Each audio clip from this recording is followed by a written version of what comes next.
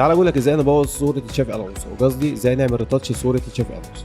اول حاجه بنعملها بنروح على كاميرا رو فلتر عشان نظبط الاضاءات بتاعه الصوره وبنظبط الالوان بتاعه الصوره او الوايت بالانس بتاع الصوره.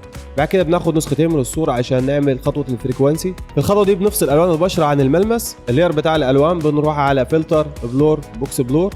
اللير بتاع الملمس بنروح على ايمج ابلاي ايمج. بعد كده بنغير البلندنج مود ونخليه لينير لاين. بعد كده بنحط الليرين في جروب وبناخد نسخه ثانيه من اللير بتاع الالوان وبنستخدم الميكسر براش تول عشان نسيح البشره.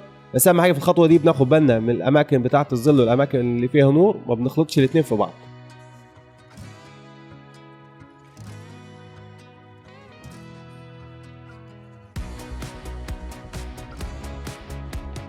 بعد كده كنترول الت شيفت اي عشان نجمع كل اللايرات في لاير واحد.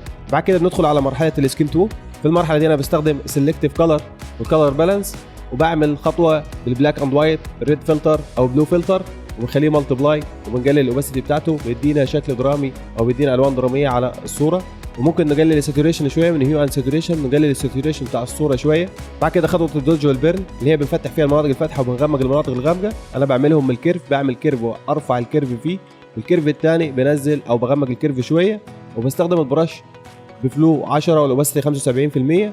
بعد كده لو لقينا ان السكين 2 فاجئ معانا شويه ممكن نقلل الساتوريشن شويه. كده خلصنا نشوف قبل وبعد وبس كده.